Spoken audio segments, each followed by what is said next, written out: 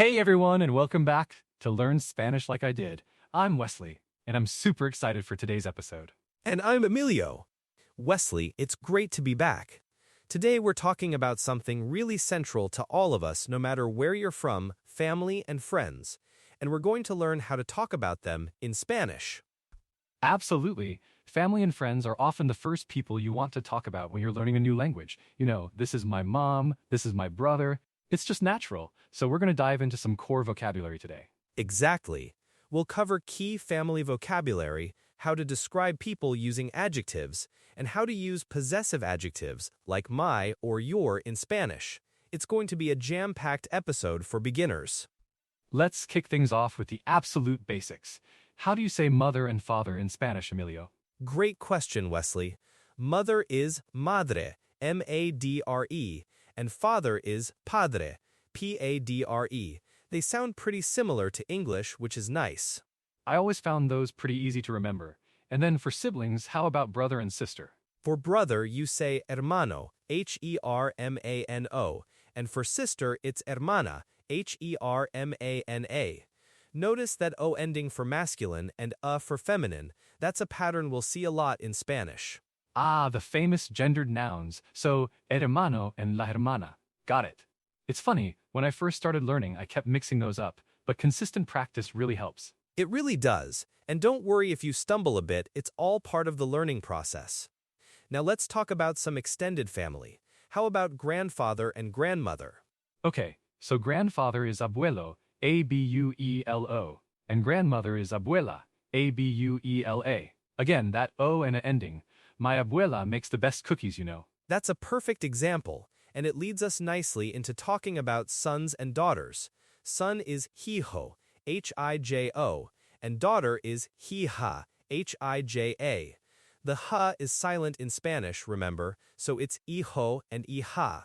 Right, the silent ah is always a fun one for English speakers. So if I wanted to say, my son, how would I do that? This is where possessive adjectives come in, right? Exactly. Let's introduce my. My in Spanish is mi, M-I. It's really simple and doesn't change based on gender, which is a nice break.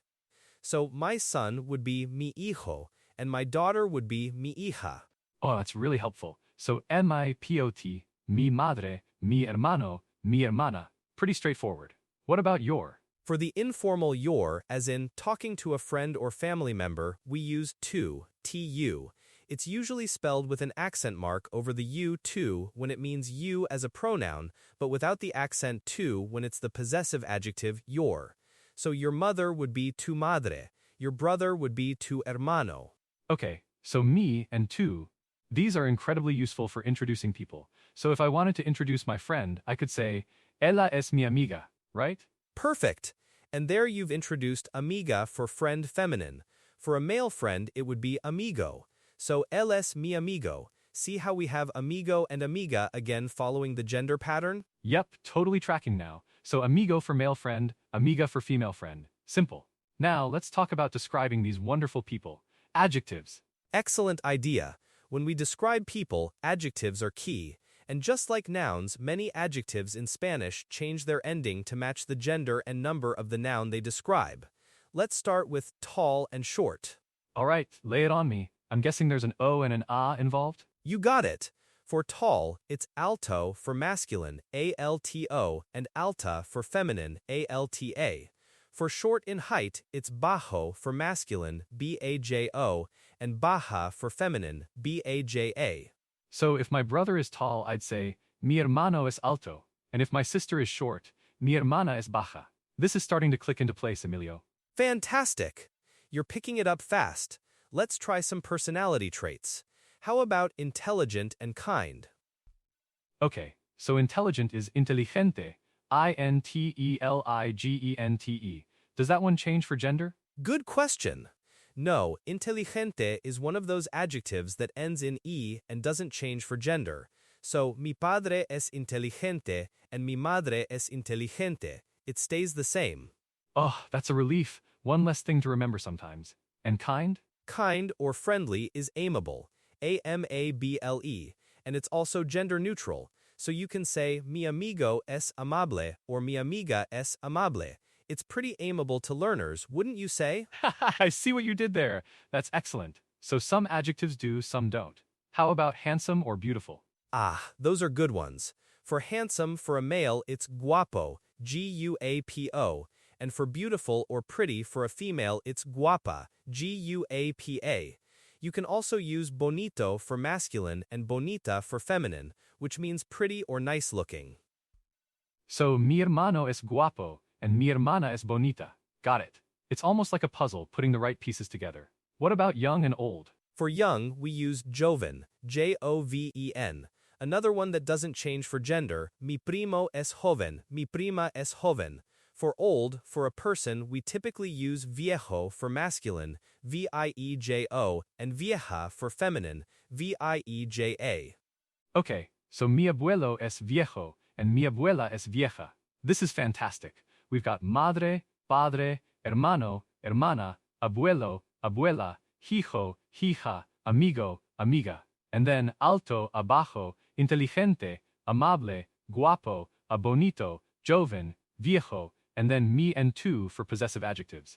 That's a lot of vocabulary, Emilio. It is, but it's all super practical. Let's try putting some of these together. Wesley, can you describe your father using a few of these words? Okay, let's see. Mi padre es alto y amable. My father is tall and kind. How's that? Perfect! Mi padre es alto y amable. Excellent. Now what about your mother? Mi madre es inteligente y bonita. My mother is intelligent and pretty. That's fantastic. You're combining the vocabulary and the possessive adjectives so naturally. See how easy it is to start building sentences? It really is. Once you get the hang of the O and A endings, it's like a little pattern recognition game. What if I wanted to talk about his or her family members? That's another possessive adjective, right? Absolutely. For his, her, its, or even your formal, we use su, S-U. This one is super versatile. So if I'm talking about your brother, I'd say su hermano. Ah, that's interesting, because in English, his and her are distinct. So su covers a lot of ground. So if I said su hermana es joven, that could mean his sister is young, or her sister is young, or even your formal sister is young. Precisely. The context usually clarifies who you're talking about. But for a beginner, it's just good to know that su is very flexible. It's a great shortcut. Let's try a full sentence, Wesley. Can you tell me something about his or her grandmother? Okay, su abuela es amable. His or her grandmother is kind. Or su abuela es vieja. His or her grandmother is old. This su is actually quite efficient. It really is. And it's one of those things that native speakers don't even think about. It's just built into the language.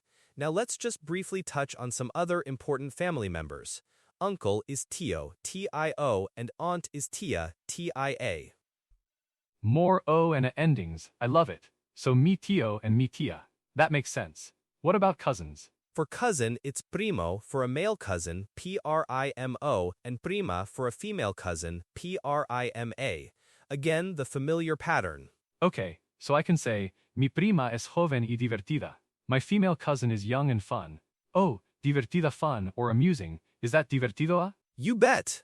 Divertido for masculine, divertida for feminine. You're spontaneously creating new sentences and vocabulary, Wesley. That's fantastic. You just learned a new adjective. Awesome. It feels really good to be able to describe my family and friends, even with just a few words. This is definitely beginner-friendly, but so useful. That's exactly what we aim for. We want to give you the building blocks. So far, we've covered madre, padre, hermano, hermana, abuelo, abuela, hijo, hija, tío, tía, primo, prima, amigo, amiga, plus adjectives like alto, abajo, inteligente, amable, guapo, bonito, joven, viejo, and divertido, and of course the possessives me, tú, and su. Wow, when you list it all out, it's quite a bit. But broken down, it's really manageable. I think the key here is to practice saying these words out loud, right? Absolutely. Try to describe your own family members, your friends, even your pets. Mi perro es divertido. My dog is fun. You know, make it personal. The more you use it, the more natural it becomes. And don't be afraid to make mistakes, that's how we learn. That's such a great tip. Find people in your life and try to describe them using these new Spanish words, even if it's just in your head at first. I'm going to try that this week. Exactly.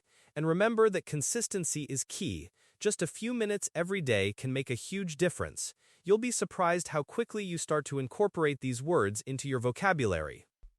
This has been an incredibly helpful session, Emilio. I feel much more confident talking about mi familia and mis amigos now, even if it's just the basics. Me too, Wesley. It's always a pleasure helping people connect with Spanish. So to all our listeners, keep practicing, keep speaking, and don't hesitate to use these new words. You've got this.